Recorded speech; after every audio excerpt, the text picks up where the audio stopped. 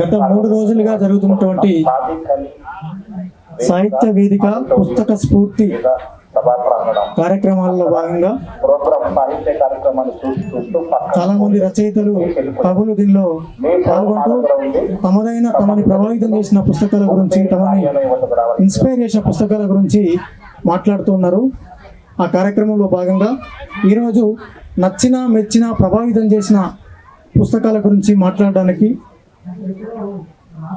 కవి, వక్త, Osmania university arts కళాశాల ప్రిన్సిపల్ ప్రొఫెసర్ కాసిం సార్ గారిని ఈ కార్యక్రమానికి అధ్యక్షత వహించవలసిందిగా స్టేజ్ మీదకి సాధారణంగా ఆహ్వానిస్తున్నాం. ప్రముఖ రచయిత మేడం దేవకి దేవి గారిని వేదిక మీదకి రావాల్సిందిగా కోరుకుంటున్నాం. ప్రముఖ రచయిత మేడం గోగు శ్యామల గారిని వేదిక మీదకి రావాల్సిందిగా కోరుకుంటున్నాం. ప్రముఖ కవి, చరిత్రకారులు శ్రీ రామోజు హరగోపాల్ గారిని వేదిక మీదకి రావాల్సిందిగా కోరుకుంటున్నాం. అక్కడే ఉండిపోతుంది, అదేవిధంగా బ్యాగ్ అక్కడే ఉండిపోతుంది, తర్వాత ఇబ్బంది ఎదుర్కొంటారు. కవి, రచయిత ప్రొఫెసర్ దార్ల వెంకటేశ్వర్లు గారిని వేదిక మీదకి రావాల్సిందిగా కోరుకుంటున్నాం. ప్రముఖ కవి జూకంటి జగన్నాథం సార్ని వేదిక మీదకి రావాల్సిందిగా కోరుకుంటున్నాము. అలాగే కవి, రచయిత, నవ Telangana futures editor K Anandachari గారిని వేదిక మీదకి సాధారణంగా ఆహ్వానిస్తున్నాం. కవి, రచయిత కాసుల రవికుమార్ గారిని వేదిక మీదకి ఆహ్వానిస్తున్నాం.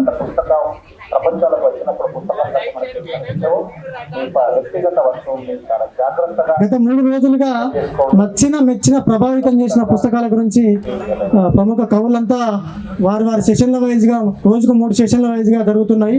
ఈ 3 సెషన్ల వైజ్లో రచయితలంతా తమని ప్రభావితం చేసిన, తమకు నచ్చిన, తమని మెచ్చిన పుస్తకాల గురించి మాట్లాడుతున్నారు. దాని ద్వారా పుస్తకం యొక్క విలువను, పుస్తకం యొక్క గొప్పతనాన్ని మనకు పరిచయం చేస్తున్నారు. తదుపరి కార్యక్రమాన్ని అధ్యక్షుల వారు కొనసాగిస్తారు. Park your car at some other place because inconvenience to others. TA09FA1332 TA09FA1332 ఈ కార్ దారి కట్టంగా పార్కింగ్ లో ఉంది. మిగతా కార్లు వెనక్కి తీసుకువెళ్ళడానికి కష్టంగా ఉంది, బ్లాకేజ్ చేసింది. దయచేసి దీన్ని మరో చోట పార్క్ చేయవలసిందిగా కోరుతున్నాం. TS09GE5565 Mercedes-Benz TS09GE5565 ఈ కార్యక్రమానికి కార్ ఓనర్ ఇక్కడ ఉన్నా మీరు దానిని మరో చోట పార్క్ చేయవలసిందిగా కోరుతున్నాం. మిమ్మల్ని ఆహ్వానిస్తున్నాను. కూర్చోండి. GE5565 Mercedes-Benz కార్ మొదట ఉన్నప్పటికీ దారికి అడ్డంగా ఉంది. హైదరాబాద్ బుక్ ఫేర్ వాళ్ళు ఈ కార్యక్రమానికి సభాధ్యక్షత వహించవలసిందిగా నాకు బాధ్యత అప్పచెప్పినందుకు వారికి కృతజ్ఞతలు తెలియజేస్తున్నాను. అదేవిధంగా నేను అధ్యక్షత వహిస్తున్న ఈ కార్యక్రమంలో తమ అభిప్రాయాలని, తమ జీవితంలో ప్రభావితం చేసిన పుస్తకం గురించి మాట్లాడడానికి ఒప్పుకున్న పెద్దలు అమ్మ దేవకి దేవి గారు, గోగు శ్యామల గారు, ప్రొఫెసర్ దార్ల వెంకటేశ్వరరావు గారు, కోయి కోటేశ్వరరావు గారు, జితేందర్ బాబు గారు, జూకంటి జగన్నాథం గారు, ఎస్ హరగోపాల్ గారు, డాక్టర్ ఎస్ రఘు, వీళ్ళందరూ బహుశా వీళ్ళు తర్వాత వచ్చి కార్యక్రమంలో యాడ్ అవుతారు అనుకుంటున్నాను. ప్రస్తుతానికి ఈ కార్యక్రమాన్ని మీ అందరికీ తెలుసు. ఇక్కడ కూర్చున్న వాళ్ళు లేదా వేదిక మీద ఉన్న వాళ్ళు ఈ పుస్తక ప్రదర్శనలో పాల్గొంటున్న వందలాది మంది మన జీవితంలో ఎప్పుడో ఒకసారి ఏదో ఒక పుస్తకం మనల్ని ప్రభావితం చేసి ఉంటుంది. మనిషి జీవితంలో పుస్తకం చాలా ముఖ్యమైంది. అయితే ఈ పుస్తకంతో ప్రభావితమయ్యాము అని చెప్పుకునే వాళ్ళు కొందరు, చెప్పుకోలేని వాళ్ళు కొందరు. కనీసం మన పాఠ్య పుస్తకాల్లోనైనా సరే మనం విన్న పాఠంతో ప్రభావితమై ఉంటాం. అంటే ప్రతి మనిషి జీవితంలో అక్షర రూపం దాల్చిన సిరా చుక్క పుస్తకం మనల్ని ప్రభావితం చేసి ఉంటుంది. దీని గురించి మాట్లాడాలంటే గంటల కొద్దీ మాట్లాడవచ్చు.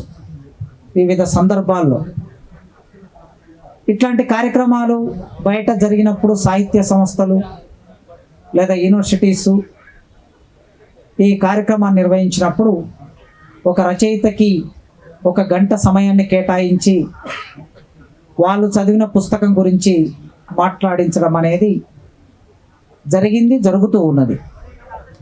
సో ఇక్కడ ఉండే ఈ సమయంలో, ఈ పరిమిత సమయంలో ఈ వేదిక మీద ఉన్న వాళ్ళు తమల్ని ప్రభావితం చేసిన పుస్తకం గురించి మాట్లాడతారు. అయితే ఔచిత్యంగా ఈ సభలో తెలంగాణ ఉద్యమంలో ప్రముఖంగా పనిచేసి ఆ ఉద్యమ సాహిత్యం మీద పరిశోధన చేసి సుదీర్ఘకాలం తెలుగు సాహిత్యాన్ని బోధించి ఇప్పటికీ సమాజం మారాలని, అది మంచి సమాజంగా ఉండాలని, అందరూ సంతోషంగా ఉండే సమాజంగా ఉండాలని తపిస్తూ, ఆలోచన చేస్తూ, రాస్తూ మాట్లాడుతున్న పెద్దలు డాక్టర్ దేవకి దేవి గారి ద్వారా వారితో ఈ కార్యక్రమాన్ని మొదలు పెడదాం. కనుక మొదట అమ్మ మాట్లాడవలసిందిగా నేను ఆహ్వానిస్తున్నాను. ముందు ఈ బుక్ ఫేర్లో నాకు నా స్పందనను తెలియజేయడానికి అవకాశం ఇచ్చిన బుక్ ఫేర్ అధ్యక్షులు యాకూబ్ గారికి కృతజ్ఞతలు తెలియజేస్తూ, ఈ సమావేశానికి అధ్యక్షత వహించిన ప్రొఫెసర్ కాశిం గారు, మిగిలిన మిత్రులు ఆనందచారి గారు, హరగోపాల్ గారు, రవికుమార్ గారు, ఇంకా రావాల్సి ఉన్నటువంటి మిత్రులు ఉన్నారు. వాళ్ళందరికీ కూడా మీ ముందున్నటువంటి శ్రోతలకి అందరికీ ఈ సాయంకాల అభినందనలు. అంశమేమో మామూలుగా చెప్తున్నది ఏంటి అంటే మీకు తెలిసిన పుస్తకం అని. విచిత్రం ఏంటంటే నేను చిన్నప్పుడు నన్ను ప్రభావితం చేసింది పుస్తకంలోని పద్యాలు. పుస్తకం చూడలే. అంటే నా జీవితంలో పుస్తకాలు చిన్నతనంలో చూడగలిగినటువంటి అవకాశం నాకు లేదు. పుస్తకాలు లేవు, కరెంటు లేదు, మంచాలు లేవు, కుర్చీలు లేవు.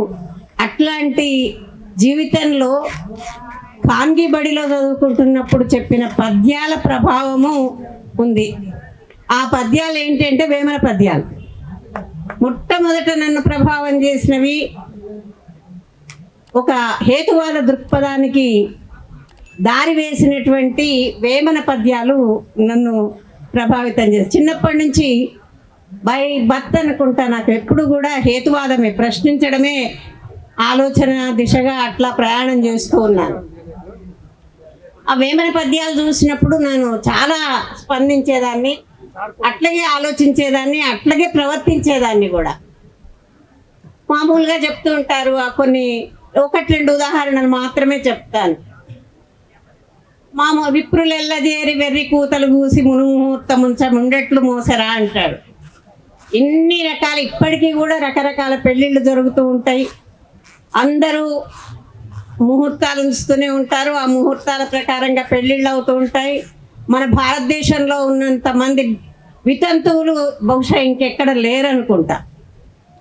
అట్లాంటివి అనమాట. ఆ పద్ధతిలోనే పిండములను చేసి పితరులను తలపోసి కాకులకును పెట్టు గాడిదెలారా అని. ఎంత మంచి విషయము. ఎప్పుడో పుట్టినటువంటి కాకిని వాళ్ళ కుటుంబ సభ్యులు చనిపోయిన తర్వాత 3వ రోజు ఆ రూపంలో తండ్రి ఆత్మ రూపంలో వస్తారు అనుకోవడం, ఇది చిన్నతనంలో నాకు బీజం వేసినటువంటి వేమన గారి పద్యాలు ఇంకా ఉన్నాయి. మామూలుగా చాలా ఉన్నాయి. పుత్తడి గలవా అని, పుష్టంబు పుండైతే అని, విద్య చేత విర్రవీగువాడు, అందరూ కూడా పసిడి గలుగువా అని బానిస కొడుకులు. ఇప్పటికి కూడా మనం అదే చూస్తూ ఉన్నాం.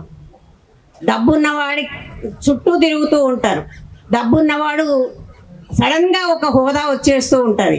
అట్లాంటి చిన్న చిన్న విషయాల్ని మన వేమన గారు చెప్పడం అనేటువంటిది మనం చూస్తూ ఉంటాం. అదే పద్ధతి లోపట ఈ పేదవాళ్ళ సమస్యలు కానీ ఏవి కానీ ఇప్పుడు మనం నిన్న మొన్న చూసినాము.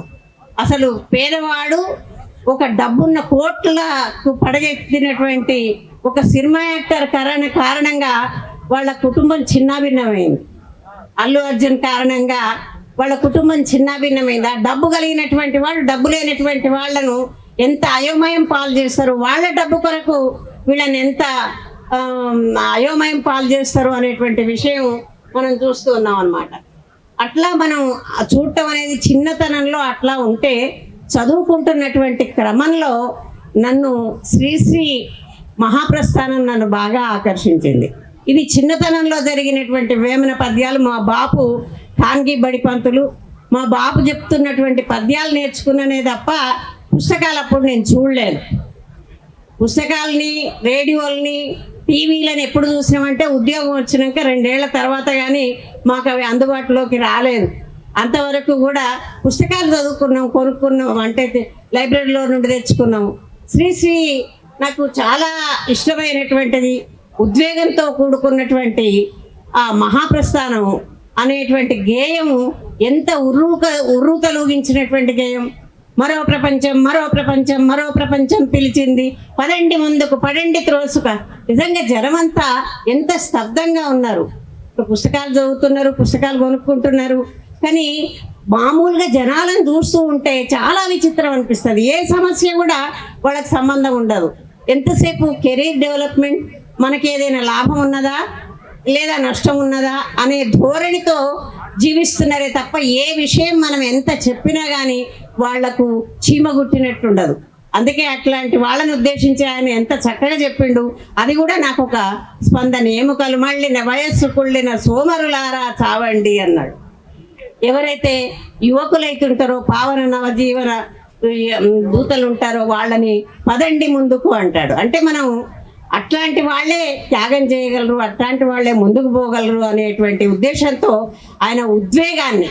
అయితే ఇక్కడ స్పందనలో కూడా నాకు శ్రీశ్రీనిగా గమనించినట్టయితే ఏమనిపిస్తుంది అంటే, ఆయన ఏదో అల్లాటప్పగా కవిత్వం రాసినటువంటి వాడు కాదు. క్షుణ్ణంగా అంత అధ్యయనం చేసి రాయటంలో ఆయన మనందరికీ కూడా ఒక చక్కటి సందేశం ఇవ్వగలిగినటువంటి వాడని చెప్తున్నారు. చాలా చిన్న కవిత్వాలు ఉంటాయి ఆయన, చిన్నవే, 6 లైన్లే ఉంటాయి. ఆహ్ అనేటువంటిది ఒక కవిత ఉన్నది.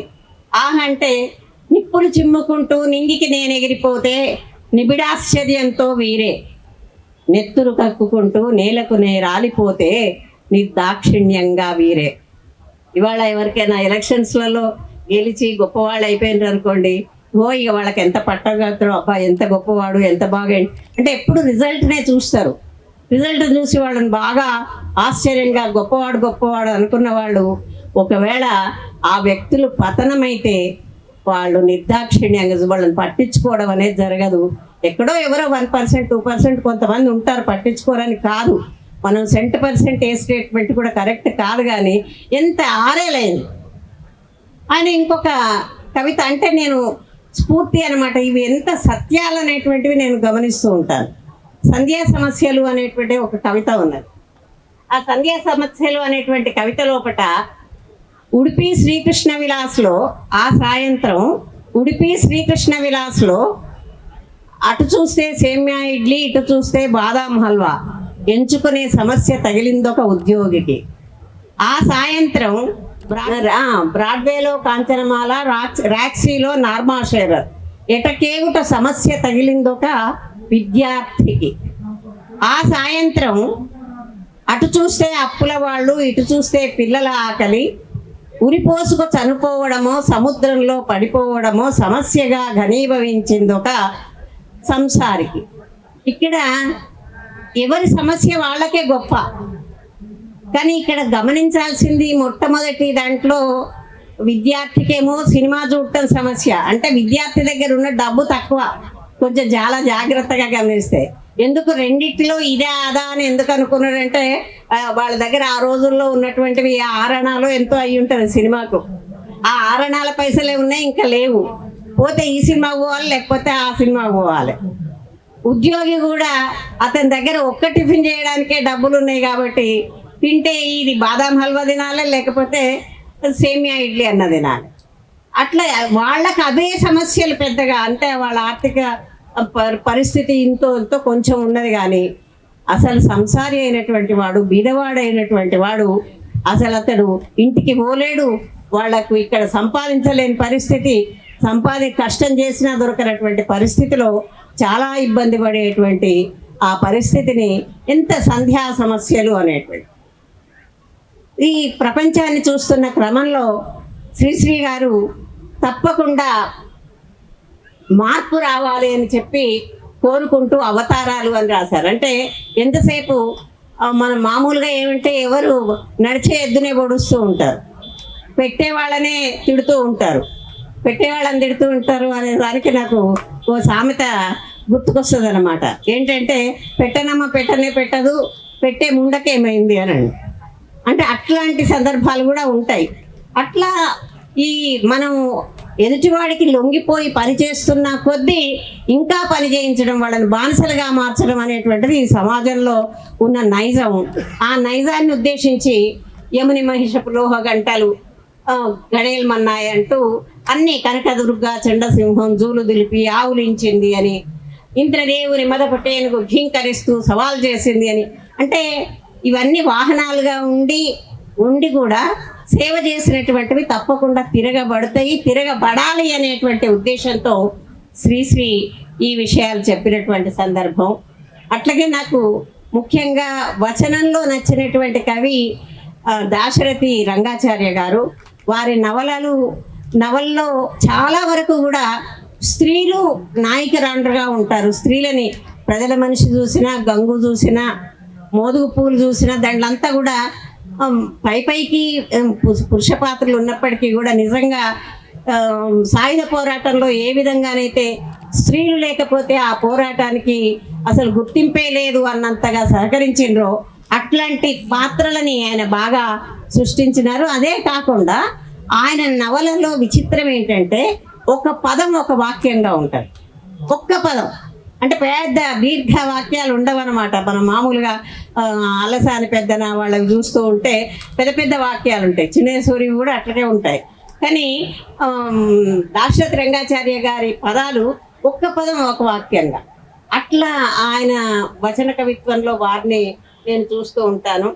తర్వాత నాకు బాగా నచ్చిన కవి, నేను బాగా సన్నిహితంగా ఉండి ఉద్యమంలో చూసినటువంటి కవి కాళోజీ. పర్వాలేదా సార్, ఇంకొక నిమిషం మాట్లాడొచ్చా? ఒక్క నిమిషం. ఓకే. అందుకని కాళోజీ కూడా పుట్టుక నీది, చావు నీది, బతుకంతా దేశానిది అన్నవాడు, పార్టీ వ్రత్యం అన్నవాడు. ఇవాళ రేపు పార్టీలు ఏవి చెప్తే అదే మాట్లాడాలి, పార్టీలు కాకుండా వేరేవి ఏమన్నా చెప్తే మాట్లాడకూడదు. పార్టీ తప్పు చేసినా ఒప్పు చేసినా పార్టీ చెప్పిందే పుణ్యానికి సంబంధించింది అన్న పద్ధతిలో ఇట్లా ఒక్క కవి అని కాదు, స్పందన మనకేది మన మనసుల్లో అంతరాంతరాల్లో ఏది ఉంటుందో అట్లాంటి కవులు చాలా మంది ఉంటారు. అట్లా చాలా మంది గురించి చెప్పుకోవచ్చు. కానీ నాకు ప్రత్యక్ష పరిచయము, ప్రత్యక్షంగా వారితో సన్నిహితంగా మెదిలినటువంటి సందర్భాలు కాళోజీతో ఉన్నాయి. అట్లా కాళోజీ గారు కూడా ఆయన ఏం చెప్పిండో అది ఆచరించిండు. ఆ పద్ధతిలో ఉన్న ఈ కవుల గురించి ఇంత చిన్న ఈ అవకాశాన్ని, ఇది ఎట్లా ఉందంటే బాణ కడుపు సూది గొంతు అన్నట్టుగా ఉంది. కాబట్టి ఈ అవకాశం నాకు ఇచ్చినందుకు కృతజ్ఞతలు తెలియజేస్తూ సెలవు తీసుకుంటాను. ఈ కార్యక్రమంలో ఆ టైటిల్ను చూస్తే అతివ్యాప్తి ఉండే అవకాశం ఉంటుంది, కానీ మన సందర్భం సమయం కూడా ముఖ్యం కనుక ఇంకా నయం, రావాల్సిన వాళ్ళు అందరూ వస్తే 5-5 నిమిషాలే ఉండేది, రాకపోవడం కూడా కాస్త సమయం పెరిగింది. ఇప్పుడు మిత్రుడు రవికుమార్ గారు ఇక్కడ నచ్చిన, మెచ్చిన, ప్రభావితం చేసిన పుస్తకం కనుక రవికుమార్ గారు ఒక 7 నిమిషాలు మాట్లాడతారు. ముందుగా ఈ యొక్క 37వ హైదరాబాద్ బుక్ ఫేర్లో మాట్లాడడానికి అవకాశం కల్పించినటువంటి నిర్వాహకులకు, అధ్యక్షులు యాకూబ్ సార్ గారికి ధన్యవాదాలు తెలియజేస్తూ, ఇటీవల గ్రంథాలయ ఉద్యమంలో అసూలు బాసినటువంటి అన్న, పక్కనే తోపుడు బండి వేదిక ఉంది. తోపుడు బండి వేదిక ఒకప్పుడు తోపుడు బండి నిర్వహించినటువంటి సాది కళ్యాణ్కు మరియు ఆంధ్రప్రదేశ్లో కూడా మరణించినటువంటి రెడ్డి రమణ గ్రంథాలయ ఉద్యమకారులకు నివాళులు అర్పిస్తూ ఈ యొక్క కార్యక్రమంలో నేను సూటిగా చెప్పదలుచుకున్నటువంటి, పరిచయం చేయదలుచుకున్న, లేదంటే నన్ను ప్రభావితం చేసినటువంటి పుస్తకము అలిశెట్టి గురించి ఒక 5 నిమిషాల పాటు మాట్లాడడానికి ఇక్కడికి వచ్చాను. నా పేరు కాస్ల రవికుమార్, వరంగల్ జిల్లా. సో ఇంతమంది మేడం స్టార్ట్ చేశారు. వేమన నుండి శ్రీశ్రీ వరకు, శ్రీశ్రీ తర్వాత కాళోజీ వరకు వచ్చారు. ఎక్కువ సమయం మేడం శ్రీశ్రీ ఎలా ఇంపాక్ట్ ఉంది అన్న విషయం తెలియజేయడం జరిగింది.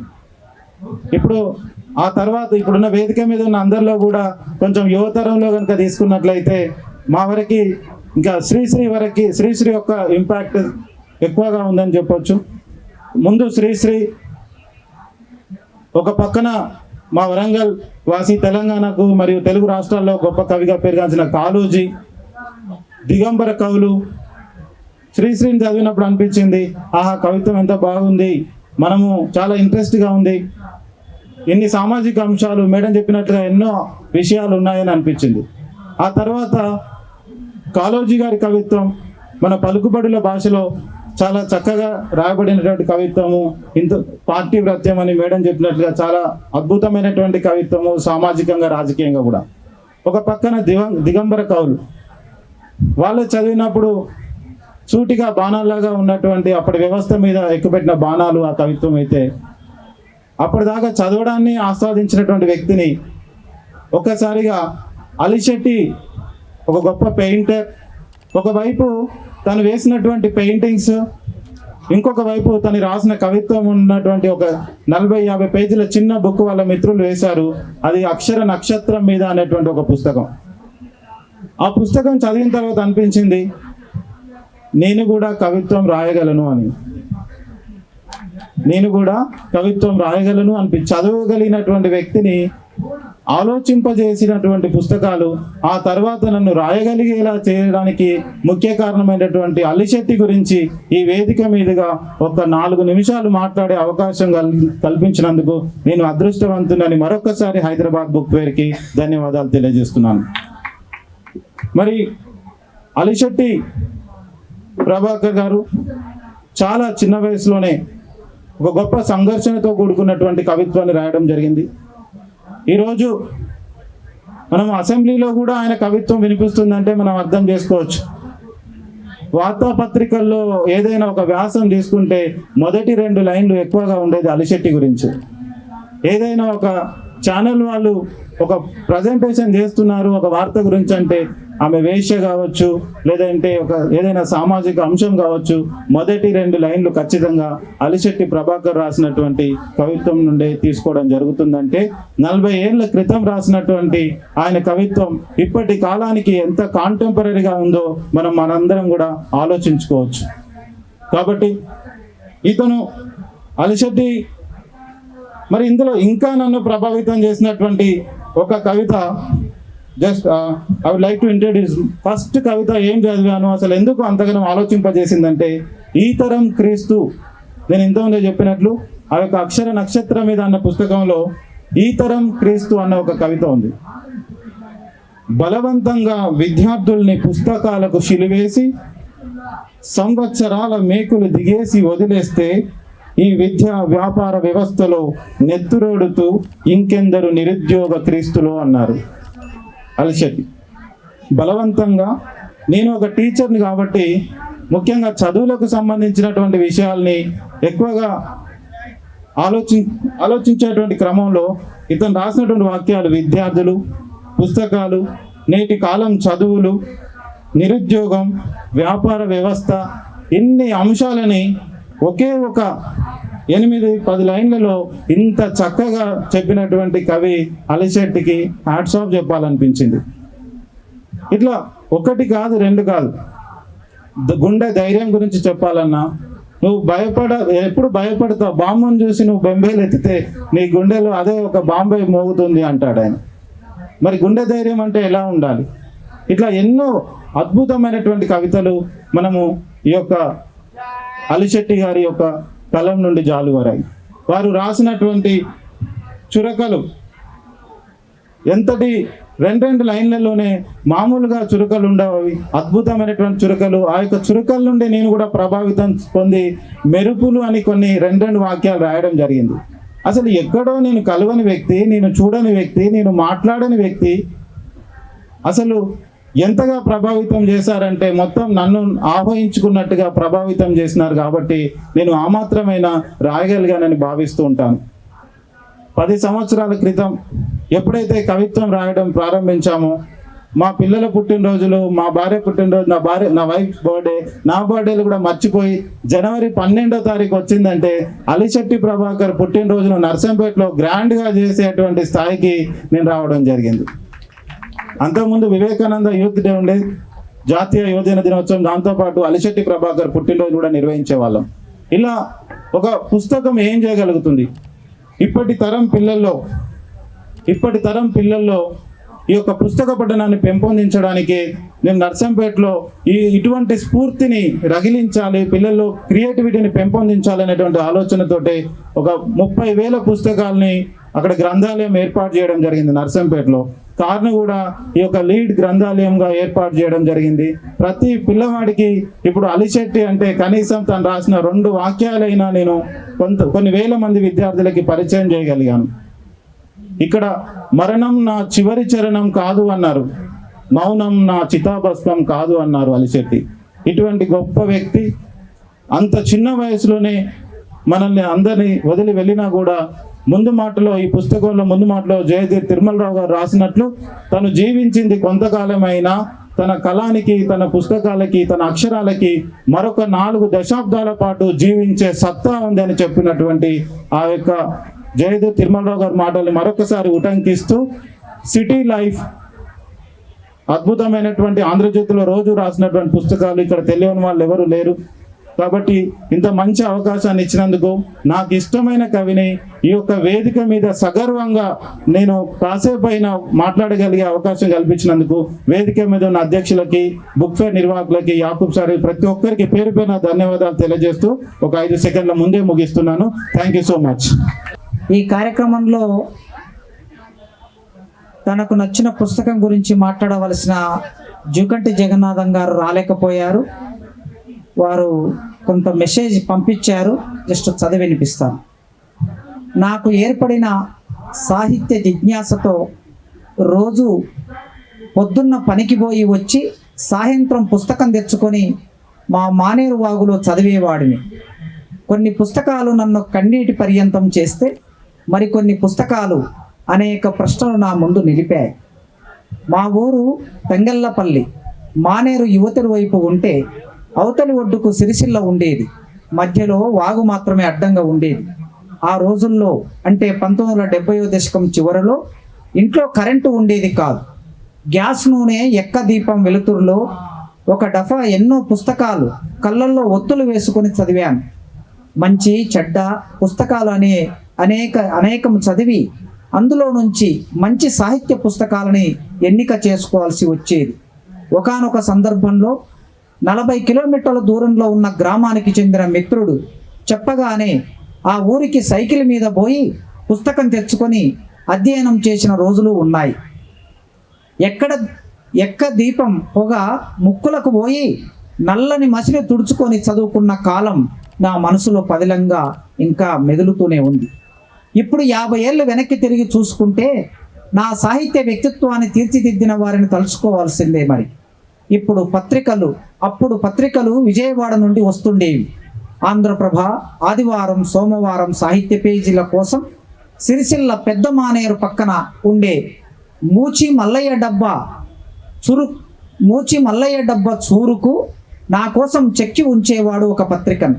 ఇకపోతే ఆంధ్రజ్యోతి ఆదివారం, సోమవారం సాహిత్య సంచికలు బ్రదర్స్ టైలర్ నరసయ్య షాపులో ఎక్కడో ఒక చోట నా కోసం దాచిపెట్టేవాళ్ళు. బస్టాండ్లో పేపర్లు అమ్మే లక్ష్మీరాజ్యం వేప చెట్టు కింద డబ్బా దగ్గర కొంచెం చూసి చూడనట్టు చదువుకోనిచ్చేవాడు. ఇట్లా చెప్పుకుంటూ పోతే ఎన్నో పుస్తకాలు, ఎందరో పెద్దలు. నా బుద్ధి తెలిసే తర్వాత వాళ్ళ కాళ్ళకు మొక్కుదామంటే వాళ్ళు ఇప్పుడు శాశ్వతంగా లేరు.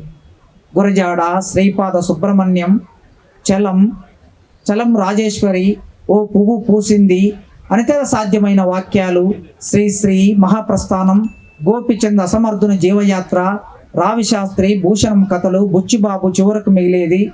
ఇట్లా చెప్పుకుంటూ పోతే నా జీవితం మీద కాళోజీ, దాశరథి, నారాయణ రెడ్డి, గద్దర్, శివసాగర్ ఇలా ఎందరో తమ సాహిత్య అక్షరాల ద్వారా నా జీవితం మీద బలమైన ముద్ర వేశారు.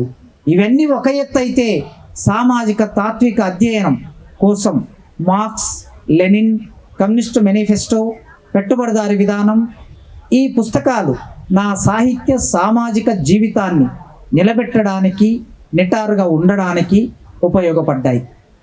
Thank you. ఇప్పుడు ఆనందాచారి గారు మాట్లాడతారు. సభాధ్యక్షులు కాసిం గారు, వేదిక మీద ఉన్న పెద్దలు దేవికి దేవి గారు, రఘుగోపాల్ గారు, రవికుమార్ గారు, వేదిక ముందున్న పెద్దలకి అందరికీ నమస్కారం. ఒక్క పుస్తకం ఎంచుకోమంటే కొద్దిగా కష్టమే. ఇంటర్ చదువుతున్న కాలంలో ఎవరికైనా దేవికి దేవి గారు చెప్పినట్టు శ్రీ మహాప్రస్థానం చాలా ఇన్స్పైర్ చేసేటువంటి కావ్యం. తప్పకుండా నచ్చిన పుస్తకం మహాప్రస్థానం అనే చెప్పాలి. మెచ్చిన పుస్తకం కూడా ఒకటి ఉంది. అది నేను నా దేశం అని దర్శి చెంచయ్య గారు రాశారు. అది ఇంటర్లో ఉన్నప్పుడు చదివితే చాలా ప్రభావితం చేసింది. అది బాగా ఇష్టపడతాను ఆ పుస్తకం అంటే. ఎందుకంటే గదర్ పార్టీని నిర్వహించి ఈ దేశ స్వాతంత్ర్యం కోసం బ్రిటిష్ వాళ్లకు వ్యతిరేకంగా విదేశాలు కూడా తిరుగుతూ ప్రాణాలు ఒడ్డి పోరాడేటువంటి మనస్తత్వం ఉన్నటువంటి ఒక శక్తి, ఆలోచన ఉన్నటువంటి దర్శి చెంచయ్య గారు. మనం ఎవరో ఇప్పుడు ఆయన గురించి తలవం. అట్లాంటి గొప్ప మహానుభావుడు. చాలామంది నాకు చదివినప్పుడు అనిపించింది చింతనంలో ఏమంటే సామాజిక తరగతులను బట్టి ఆలోచనలు, ధైర్యాలు ఉంటాయని అనుకుంటాం. సాధారణంగా ఆలోచనలు ఉంటాయని అనుకుంటాం. ఆయన వైశ్యుడు, కానీ తుపాకీ పట్టుకొని స్వాతంత్ర్యం కోసం వీరుడుగా పోరాడాడు. అంటే ఒక లక్ష్యం, అంకిత భావం, నిబద్ధత ఉన్న మనిషి ఏదైనా చేయగలడు, ఈ సామాజిక కుల మత సంబంధం లేకుండా అనేది ఆయన నిరూపించాడు. సో అది నాకు మెచ్చిన పుస్తకంగా ఉంది. ఇంకా నేను చదివిన వాటిల్లో సివి రచనలు, నరబలి, సత్యకామ జాపాలి, ఇవన్నీ బాగా వచనంలో ఉంటాయి. చాలా అద్భుతంగా వాటిని బట్టి వాడు నోటికి వచ్చేది. మహాప్రస్థానం అయితే 100 సార్లు చదివాం, నోటికి పద్యాలన్నీ వచ్చేవి. ఇవన్నీ చదువుతున్నప్పుడు శ్రీశ్రీ ఒక వాడు అనే ఒక కవిత్వం, అందరం కలిసి చేసిన ఆ వస్తు సముదాయాన్నంతా ఎక్కడో ఒక్కడే వచ్చి ఎత్తుకుపోతుంటే చూచి అన్యాయం ఇదంటే అనుభవించాలి మీ కర్మం అంటాడు. అది కానీ దేశ చరిత్రలో చెప్పినటువంటి విషయాలు కానీ చాలా అద్భుతంగా అనిపించేవి. కానీ ఏంటి దీని వెనకాల ఉన్నటువంటి తాత్విక పునాది ఏంటి, సిద్ధాంతం ఏంటి, శ్రీశ్రీకి ప్రేరణ ఏంటి అని అంటే మార్క్సిజం శ్రీశ్రీకి ప్రేరణ అని చెప్పారు. అప్పుడు కౌలంగా ఇన్స్పైర్ అయ్యాం, కానీ దీని వెనకాల ఉన్నటువంటి భావుకత ఏమిటి అని తెలుసుకోవటంతో కమ్యూనిస్టు ప్రణాళిక కూడా మాకు అర్థం కాలే. ఇంకా తెలుసుకోవాలంటే ఏం చేయాలి అని అంటే డిగ్రీ అట్లా వస్తున్న తరుణంలో డిగ్రీలో క్యాపిటల్ చదివితే కానీ మీకు కమ్యూనిస్ట్ మేనిఫెస్టో తెలియదు అని చెప్పారు. పెట్టుబడి అనే గ్రంథం మార్క్స్ రాసినటువంటి అది తీసి మొదలేసాం. ఒకేసారికి ఎక్కడ అర్థమైంది. అయితే అర్థశాస్త్రం మీద మాకు బాగా ఇంట్రెస్ట్, ఆసక్తి ఎక్కువగా ఉండటంతో అది చదవటం మొదలేసాం. కొద్దిగా అర్థమైంది. ఆ తర్వాత మళ్ళీ చదివా, ఇంకొద్దిగా అర్థమైంది. ఆ అర్థమైన ఆ పెట్టుబడి గ్రంథం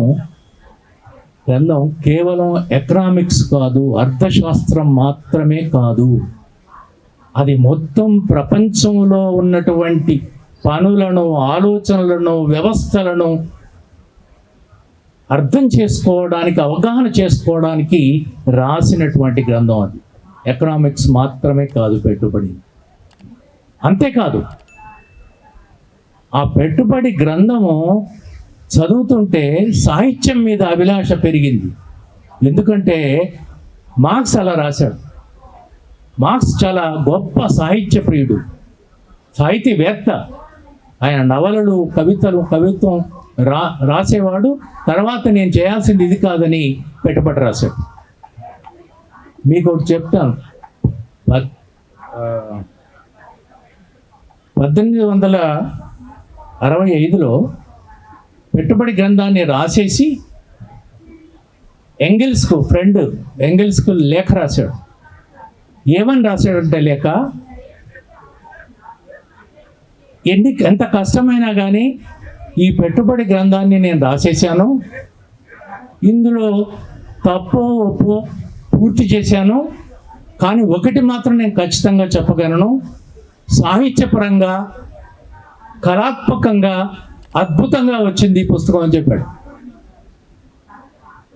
అది ఆయనకు సంతృప్తి వచ్చింది. అంటే అందులో ఉన్నటువంటి సాహిత్యం ఏంటి, పెట్టుబడిలో సాహిత్యం ఏముందని మీరు అడగొచ్చు.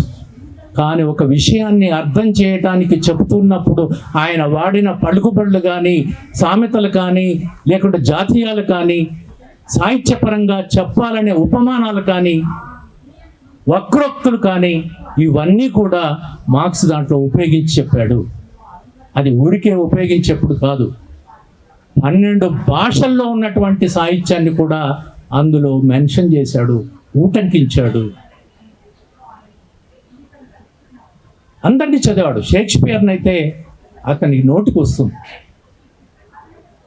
ఇట్లా అనేకం చదివి రాసినటువంటి ఆ గ్రంథం చాలా నన్ను ప్రభావితం చేసింది. ప్రభావితం ఎంత చేసింది అని అంటే, ఒక 2-3 ఏళ్ల క్రితం ఆ క్యాపిటల్ని సాధారణమైనటువంటి వాళ్లకు, చదువుకునేటువంటి వాళ్లకు పరిచయం చేయడానికి నాకు దోహదం చేసింది. అట్లా పరిచయ గ్రంథాన్ని ఒకటి నేను రాశాను. ఆ పెట్టుబడి గ్రంథ పరిచయం అని రాయగలిగేంతగా ప్రభావితం చేసింది. కాబట్టి అది నా మీద ఎక్కువ ఇంపాక్ట్ కలిగి ఉంది. ఏం చెప్పాడు అందులో, ఒక చిన్న విషయం చెప్పి నేను ముగిస్తాను. సార్ చెప్పండి నాకు.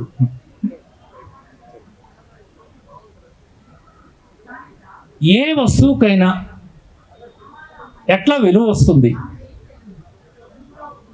విలువ ఎక్కడి నుంచి వస్తుంది, విలువ ఎట్లా దానికి ఏర్పడుతుంది. నేను మాట్లాడుతున్న మౌత్ పీస్ నుంచి పట్టుకునే పుస్తకాల వరకు దానికి ఆ విలువ ఎట్లా ఏర్పడుతుంది అనేది డిస్కస్ చేశాడు పెట్టుబడి. ఎలా ఏర్పడుతుందంటే ఆయన చెప్పాడు, శ్రమ వల్ల ఏర్పడుతుంది అని చెప్పాడు. శ్రమ వల్లనే ఏర్పడుతుందని చెప్పాడు. ఒకదానికి విలువ శ్రమ వల్లనే ఏర్పడుతుంది. ఈ ప్రకృతి సహజమైంది కదా. ఈ నేచర్, భూమి ధరలు బాగా పెరుగుతున్నాయి అంటాం. భూమికి ధర ఎందుకు ఏర్పడింది చెప్పాడు మార్క్స్. ఇది సహజ సిద్ధమైంది, ఫ్రీ. మనకు బహుమతిగా వచ్చింది నేచర్, కానీ దానికి విలువ కడుతున్నాం. ఎందుకు ఏర్పడుతుంది విలువ అంటే శ్రమ చేస్తున్నాం కాబట్టి విలువ ఏర్పడుతుంది. మీరు భూమి చదును చేసి దున్ని పంట పండించి ఆహారాన్ని తీసుకురాకపోతే ఆ భూమికి విలువ లేదు. నేచర్లో కూడా అనేకమైన ఖనిజాలు ఉన్నాయి. బంగారం ఉంది, వెండి ఉంది, రాగి ఉంది, అనేకమైన ఖనిజాలు ఉన్నాయి. వాటికి ఏం విలువ లేదు. వాస్తవంగా వాటంతట వాటికి ఏమీ విలువ లేదు. అవి కష్టపడి చెమటోడ్చి బయటికి తీసి వాటిని మనకు అందిస్తున్నారే, అది ఆ శ్రమ వల్ల వాటికి ఆ విలువ వస్తుంది. అంతే తప్ప నేచర్గా ఉన్నటువంటి వాటికి విలువ లేదు. అయితే ఈ శ్రమ చేస్తున్నటువంటి వాడు ఉపాధి కోసం, ఏదో బ్రతుకు తెరువు కోసం, బ్రతుకు పోరాటం కోసం శ్రమ చేస్తాడు. బ్రతుకు పోరాటం కోసం శ్రమ చేస్తున్నటువంటి వాడు తన కోసం తాను శ్రమ చేయకుండా పెట్టుబడిదారి వ్యవస్థ వచ్చే నాటికి పెట్టుబడిదారుడి కోసం శ్రమ చేస్తాడు.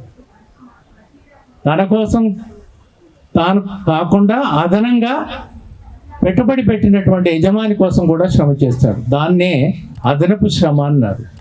ఆ అదనపు శ్రమే అదనపు విలువ. ఆ అదనపు విలువే యజమానికి ఆదాయం, లాభం. ఆదాయం కూడా లాభం. ఆ లాభమే పెట్టుబడి. ఏదైతే అతనికి వస్తుందో లాభమో అది పెట్టుబడి.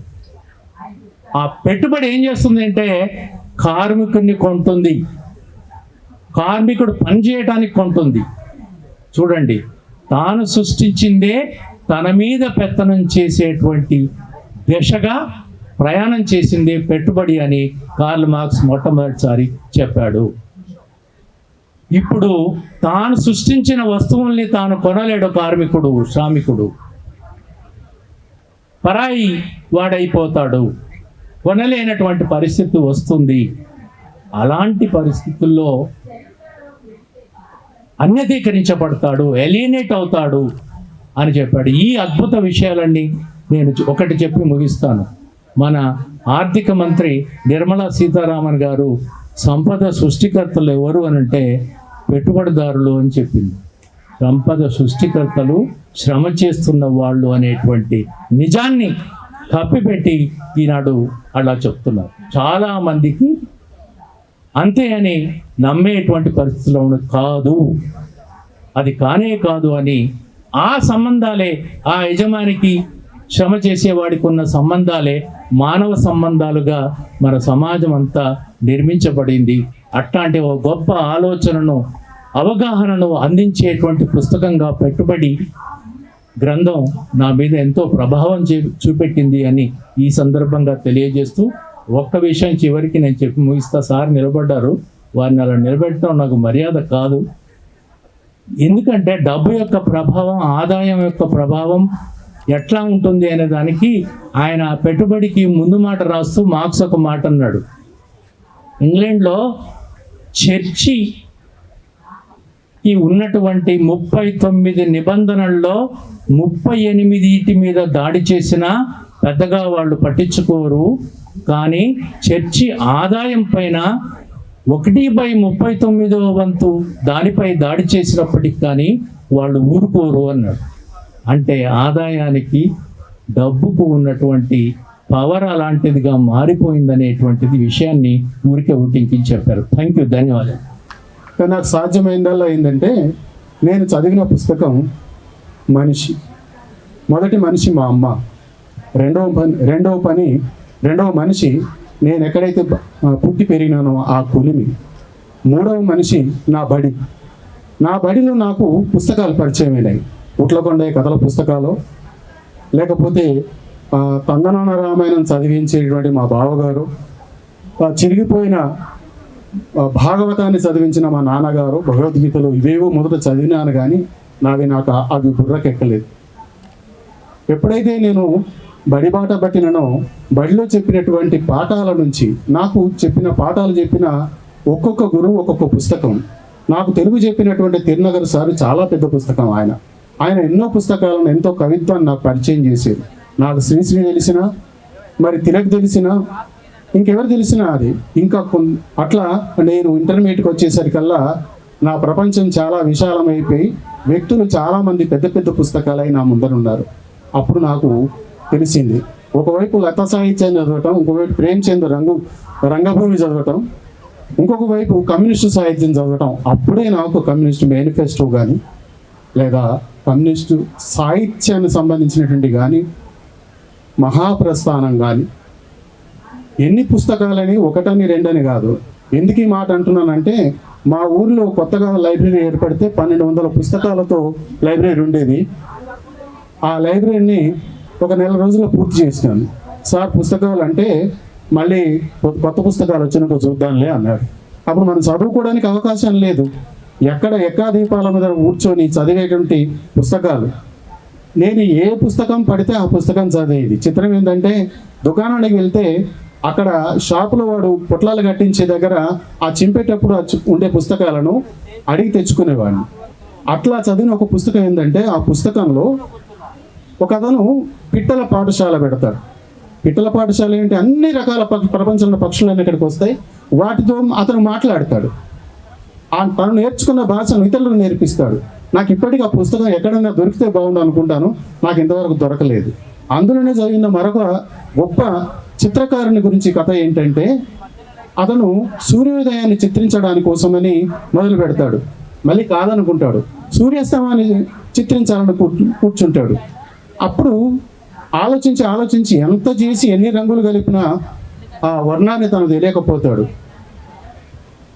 తను గుండెలో పొడుచుకొని ఆ రక్తంతో సూర్యుని చిత్రీకరించి చచ్చిపోతాడు. ఇదేమిటి? ఒక ఆశయం అనేది అక్కడ నాకు ఆ సూర్యుడు కానీ, ఆ రచయిత కానీ, ఆ చిత్రకారుడు కానీ ఒక ఉద్యమకారుడే. ఒక ఆశయం కోసమని గుండె నెత్తురులు దారబోసేటువంటి తత్వం అందులో కనపడ్డది. అక్కడి నుంచి చదివిన ప్రతి పుస్తకం కూడా ఇది ఏ మనిషికి ప్రయోజనాన్ని ఇస్తుంది, నాకేమన్నా పనికొచ్చిందా, నేనేమైనా ఈ పుస్తకం చదివి ఇతరులకు పనికొస్తానా అని ఎంతమంది, 100 మంది మిత్రులు అందరూ నన్ను నాకున్న పెద్ద దోస్తు అన్నాడు. నీకు ఇంతమంది దోస్తులు ఏందిరా అన్నాడు. నువ్వు ఎట్లా దోస్తువో వాళ్ళు అట్లనే దోస్తు. మాట్లాడేవాళ్ళు, పనిచేసేవాళ్ళు, తోడుండేవాళ్ళు, వెనక ముందు నడిచేవాళ్ళు, బాట చూపించేవాళ్ళు, బోధించేవాళ్ళు, ఉద్వేగపరిచేవాళ్ళు, ప్రేమించేవాళ్ళు, ఆత్మీయులు, వీళ్ళంతా కూడా ఒక్కొక్క మహాగ్రంథం.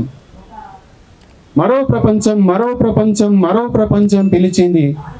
ఇది ఈ పేరు నాకు తెలియదు. మా నాన్న మహా ఆధ్యాత్మిక వారి, కానీ ఆయన నోటి ఇది విన్నాను. దిగంబర కవుల గురించి మాట్లాడితే ఆశ్చర్యపోయినాను. గోలకండ కవుల పుస్తకాలు తెచ్చి ఇచ్చినాడు నాకు. నేను 8వ తరగతిలోనే చిన్నగా కవిత్వం రాయడం మొదలుపెట్టినాను. నా కవిత్వాన్ని పత్రికలకు పంపించి అచ్చయించిన వాడు మా గురువు గారు తిరునగర్ గారు. అక్కడ ఏది రాసినా ఎట్లా అంటే నాకు ఆయన నన్ను ఎట్లా చేసినాడంటే, ఒక రకమైన ఉద్రేకంతో రోజుకు 10 కవితలన్నా రాసి అక్కడ పడేసేది. ఆ తర్వాత అవన్నీ పనికిరావని చింపేసుకున్నాను. తర్వాత నన్ను బయటకు తీసుకొచ్చినటువంటి ఆత్మీయులలో ఇప్పుడు పేర్లు ఇక్కడ ప్రస్తావించడానికి కుదరదు, కానీ నా పుస్తకం అచ్చయ్యడానికి, నా పుస్తకాన్ని వెలికి తీసుకురావడానికి అలిశెట్టి ప్రభాకరే ఆవిష్కరించాల్సి ఉండే. ఆ రోజు అలిశెట్టి ప్రభాకర్ నిర్మల్ ఎక్కడో ఆయన ఆయన బొమ్మల ప్రదర్శన ఉండి ఆవిష్కరణ ఆలస్యమైతే అల్లానారాయణ గారు, మన బిఎస్ రాములు గారు ఉండి పుస్తక ఆవిష్కరణ చేసినారు కరీంనగర్లో. నన్ను అప్పుడు కూడా అడిగినారు, నీ మీద ప్రభావం చూపిన పుస్తకం ఏది అని. నా మీద ప్రభావం చూపిన మిత్రులు ఎక్కువ ఉన్నారు. నాతో ఇప్పుడు ఇవాళ గొప్ప రచయితగా, సినిమా కవిగా ఉన్నటువంటి సుద్దాల సుతేజ కానీ, సుభాష్ అనే ఫ్రెండ్ కానీ, మళ్ళీ ఇంకో సుధాకర్ రావు అనే మిత్రుడు, వీళ్ళంతా కాకుండా నా కాలేజీ లెక్చరర్స్ కెమిస్ట్రీ చెప్పే కృష్ణారెడ్డి గారు లత సాహిత్యం చదివినారా అని అడిగేవాడు. ఆయన ఆ సాహిత్యంలోని పేజీలు చదివి గడగడ వినిపించేవాడు. అప్పుడు ఆ పుస్తకాని కోసమని, లత సాహిత్యం కోసమని నేను సుభాషణ మిత్రుడు ఇక్కడ హైదరాబాద్లోని ఫుట్పాత్ల మీద వెతికి సంవత్సరాల పాటు వెతికి కొన్ని పుస్తకాలు దొరికించుకున్నాం. అవి మా మా జీవితాన్ని చాలా మార్చినాయి, చాలా అద్భుతమైనటువంటి ప్రభావాన్ని చూపినాయి. ఒక్క పుస్తకం అని కాదు. ఎవరు తిలక్ గారు ఏమంటాడు, నా అక్షరాలు అందమైన వెన్నెల్లో ఆడుకునే అందమైన ఆడపిల్లలు అన్నాడు. ఇంత మృదువుగా కవిత్వం చెప్పినటువంటి దగ్గర అది కవిత్వమే. మరి మరో ప్రపంచం అని మరి విప్లవాన్ని తీసుకెళ్ళినటువంటి శ్రీశ్రీ కవిత్వమే. దీంట్లో ఏది ఎంచుకుంటావు అంటే ఈ రెండు కూడా సమన్వయం చేసుకునేటువంటి కవిత్వము, రచనలు నేర్చుకునేటువంటి అవకాశం వచ్చింది. నేను చాలా పుస్తకాలు చదివాను. ఇప్పుడు ఒక్క పుస్తకం అని చెప్పి మాట్లాడడం అనేది కుదరదు. చివరిగా నేను చెప్పేది, నేను చదివిన పెద్ద పుస్తకం మనిషే, ఇప్పుడు చదువుతున్నది మనిషినే. Thank you. Thank you sir. చివరికి సభాధ్యక్షత వహించిన నేనే మిగిలాను కనుక నాకు నచ్చిన పుస్తకం, నన్ను ప్రభావితం చేసిన పుస్తకం జననాట్య మండలి పాటల పుస్తకం. ఇక్కడ వేదిక మీద చెప్పిన వాళ్ళు రచయితలు రాసిన పుస్తకాలు చెప్పారు. ఎవరో ఒక రచయిత లేదా ఇద్దరు రచయితలు, కానీ ఒక 50 మంది రచయితలు రాసిన పాటలన్నీ కలిపి వేసిన పుస్తకం జననాట్య మండలి పాటలు. ఈ జననాట్య మండలి పాటలు మా జీవితం. అది ఆ జీవితాన్ని తిరిగి చూసుకునే అవకాశం లభించింది. సాహిత్యంలోకి రావడానికి, సాహిత్యాన్ని అర్థం చేసుకోవడానికి, కవిత్వాన్ని అర్థం చేసుకోవడానికి ఆ పాటలు మా మనోఫలకం మీద అక్షరాలని నాటిపోయాయి. ఎందుకంటే అంటరాని జీవితాలు, శ్రమ జీవితాలు, దోపిడికి గురయ్యే జీవితాలు, వేదనకి గురయ్యే జీవితాలు, ఇన్ని మంచినీళ్ళు తాగాలంటే ఆ మంచినీళ్ళు ఎవరో పైనుంచి వస్తే దోసిలు పట్టుకొని తాగే జీవితాలు, గుడికి బడికి దూరమైన జీవితాలు, ఈ జీవితాల్లోకి పాటలు ప్రవేశించాయి. అక్షరాలు తెలియకముందు, నేను చదువుకోకముందు నా జీవితంలోకి పాట ప్రవేశించింది. ఆ పాట మా అయ్య పాడే పాట, ఆ పాట మా చుట్టూ కోలాటం పాట, బతుకమ్మ పాట, బొడ్డెమ్మ పాట, ఈ పాటల వరకు ఓకే. కానీ ఆ పాటలను దాటి వెళ్ళే ఒక పాట జీవితాల్లోకి వచ్చినప్పుడు ఇది కదా జీవితం, జీవితాన్ని ఇలా ఆవిష్కరిస్తారా రచయితలు అని అర్థమైంది. ఎవరో ఎక్కడో ఏ కుటుంబంలో ఏ తల్లి కడుపులో పుట్టి మా ఊరికి వచ్చారు అని ఒక పాట నడుస్తూ ఉంటే వారెవరు అనే ప్రశ్న, వారెవరనే ప్రశ్న నుంచి ఆ వెతుక్కునే క్రమం ఒకటి మొదలైంది. జీవితాన్ని వెతుక్కునే క్రమం. పుస్తకం ఏం చేయాలి, అక్షరం ఏం చేయాలి, కవితా పదం ఏం చేయాలంటే నీ ఉన్న చోటు నుంచి మరో చోటుకు నిన్ను నడిపించాలి. ఆ మరో చోటు అనేది తిరోగమనం కాకుండా అది పురోగమనంగా మారాలి. పురోగమనంగా మారింది గనకనే ఇవాళ ఈ వేదిక మీద ఉన్న వాళ్ళందరూ ఎక్కడెక్కడో పుట్టి ఆ అక్షరం నడిపిస్తే ఇవాళ రాజధాని నగరం నడిబొడ్డు మీద ఈ పుస్తక మహల్లో ఇక్కడ నిలబడి తమని ప్రభావితం చేసిన పుస్తకాల గురించి మాట్లాడుతున్నారు. కనుక అట్లా మా జీవితాల్లో అయ్య చేసినప్పు కిందికి దొరల్లో జీతగాడ, 6 ఏళ్లకే జీతముంటివా దొరల్లో జీతగాడ్, మీసమన్న మొలువక ముందే దొరల్లో జీతగాడ్, కాసెగడ్డి కుప్ప కొడితివా దొరల్లో జీతగాడ్. ఇది మా జీవితం. ఇక్కడ నుంచి ఆ జీవితం ఎట్లా మారాలి, ఆ అక్షరం మమ్మల్ని ఎట్లా నడిపించాలి? గట్టు మీన దొరోడు చెట్టు లక్క నిలిచుండు గట్టు మీన దొరోడు చెట్టు లక్క నిలిచుండి ఆలి నుండి తల్లి దాకా వాయి వరుస లేకుండా కొట్టుడేందిరో వాని తిట్టుడేందిరా దొర ఏందిరో వాని దోపిడేందిరా నడుమ దొర ఏందిరో వాని దోపిడేందిరా. ఈ జీతగాడు ఆ దోపిడిని ప్రశ్నించే వరకు ఆ పాట మోసుకెళ్ళిన తర్వాత ఈ మొత్తం దేశాన్ని అర్థం చేయించింది ఆ పాట. భారతదేశం భాగ్యసీమరా ఖనిజ సంపదకు కొదవలేదురా బంగారు పంటలు భూములున్నవి చావు ఎరగని జీవనదులురా అంగట్లో నా అన్ని ఉన్ననో అల్లున్నోట్లో శని ఉన్నట్లు సకల సంపదలు గల్ల దేశమున దరిద్రం ఎట్లుందో నాయన దరిద్రం ఎట్లుందో నాయన నీతి కల్ల మన దేశములో నా అవినీతెందుకు పెరిగిపోయరా అమ్మలు అక్కలు తల్లులు చెల్లెలు మానాలెందుకు అమ్ముకున్నారు ఈ అవినీతికి మూలమేమిటో ఆలకించరండో నాయన ఆలకించరండో నాయన. భూమిని నమ్మి బతుకుతున్నారు దున్యవాడికి దుక్కి లేదురా భూ సంస్కరణ బూటకంబురా దోపిడి దొంగల నాటకంబురా రైతు దేశముల రైతు బిడ్డకే భూమి లేదు ఎట్లో నాయన భూమి లేదు ఎట్లో నాయన. టాటా బిల్లా నల్ల డబ్బుతో ఢిల్లీకెక్కిన రాజీవ్ గాంధీ తన లాభాలను తగలబెట్టడు తన కంట్లో తను ఏలు బొడవడు కట్టుకున్న అద్దాల మేడకు చిచ్చు పెట్టుకోడు నాయన. దేశం మీదే సంపద మీదే మీరే ఏలుకొండో నాయన.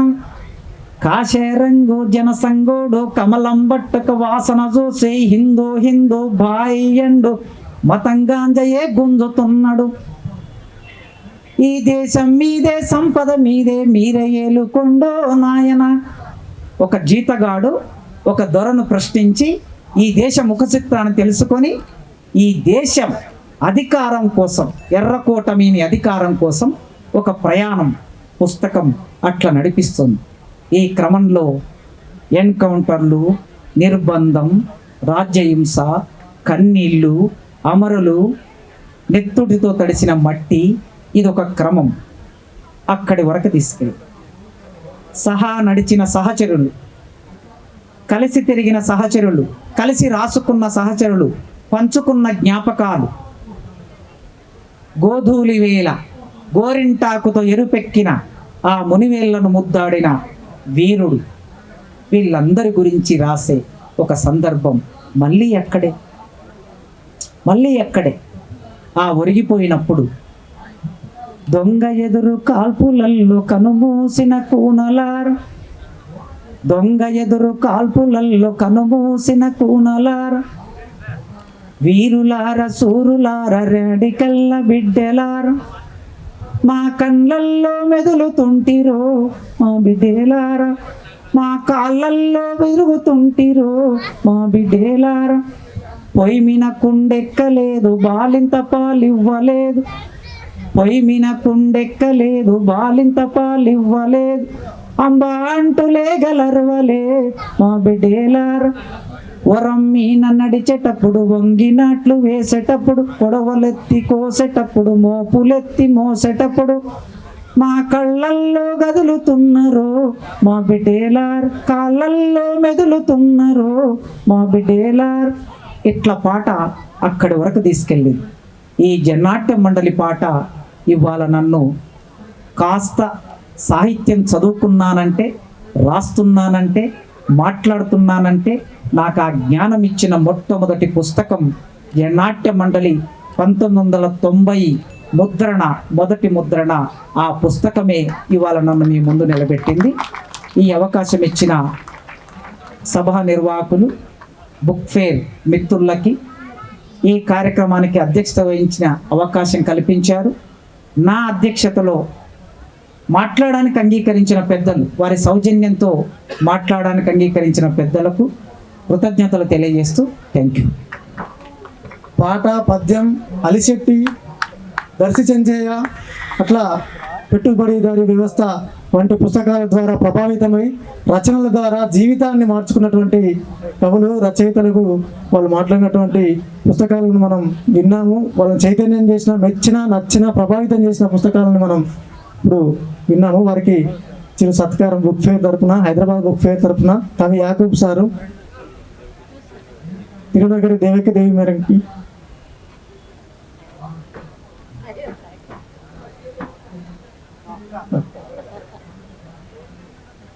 Kasim sir,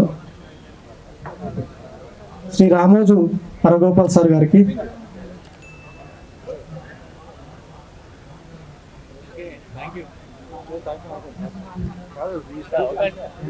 K Anandachari sir గారికి,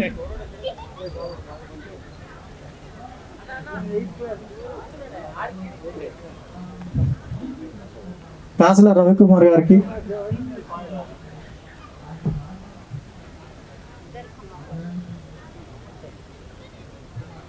థ్యాంక్ యూ సార్. మీ విలువైన సమయాన్ని మాకు కేటాయించి మా పుస్తక పాఠకుల కోసం మాట్లాడినందుకు.